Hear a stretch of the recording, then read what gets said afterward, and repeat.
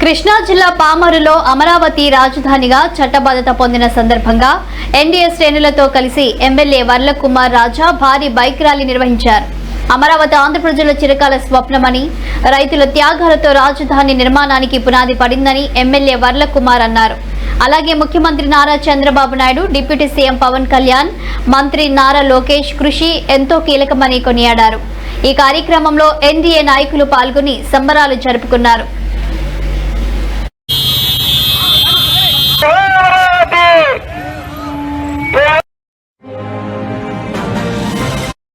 ఈరోజు యావత్ తెలుగు జాతి గర్వపడే రోజు.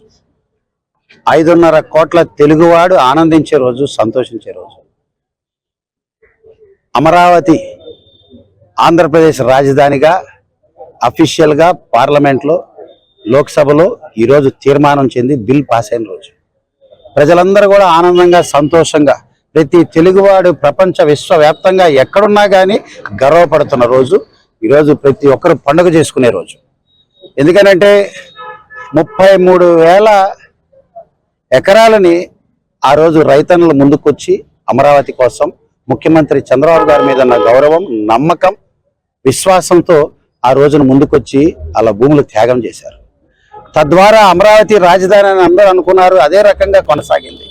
ఒక్క ఛాన్స్ అని చెప్పి పిచ్చోడి చేతిలో రాయిలాగా, లేకపోతే ఒక ఉత్తర కుమారుడికి అవకాశం ఇచ్చినట్టుగా, లేకపోతే నీరోల్ చక్రవర్తి పిడేలు వాయించుకునే వ్యక్తికి సడన్ గా ఒక బాధ్యత పెట్టినట్టుగా ఒక్క ఛాన్స్ ఇచ్చి చూద్దాం అనుకుంటే ఈరోజు మొత్తానికి కూడా అమరావతిని భూస్థాపితం చేసే దిశగా తీసుకెళ్లాడు 19-14 సంవత్సరాల మధ్యలో. మరి ఈ రోజున మంచి బతికే ఉంది, న్యాయం బతికే ఉంది. న్యాయస్థానం మరి సరైన తీర్పులు ఇచ్చింది. గతంలో ఆ రోజు వారు పాదయాత్ర చేశారు, రైతన్నులు, మహిళలు అందరూ కలిసి. మరి దానిపై కూడా ఉక్కుపాదం మోపే ప్రయత్నం చేశాడు. అడుగడిగిన ఆ రైతుల్ని, ఆ పాదయాత్రని అడ్డుకునే ప్రయత్నం చేశాడు. తద్వారా ప్రజాగ్రహానికి గురయ్యాడు. రైతుల యొక్క కడుపు మంట ఉసురు గత పాలకులకి తగిలింది, బుద్ధి వచ్చింది. మరి ఈ రోజున ఇంత గొప్ప దినం Amaravati, what is the capital of Andhra Pradesh అని ఈ రోజు నుంచి ఎవరైనా అడిగితే గుండెలు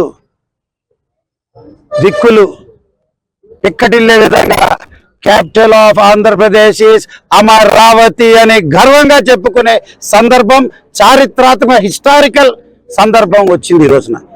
ఇంత జరుగుతుంటే చింత తెచ్చిన పులుపు చావలేదనే సామెతలాగా మచిలీపట్నం నుంచి విజయవాడలోంచి తన పేరులోంచి గన్ను పెట్టి అది మాంగా ఏదో రైతులకి ఏదో వస్తుంది పాపం, వాళ్ళ పొలాన్ని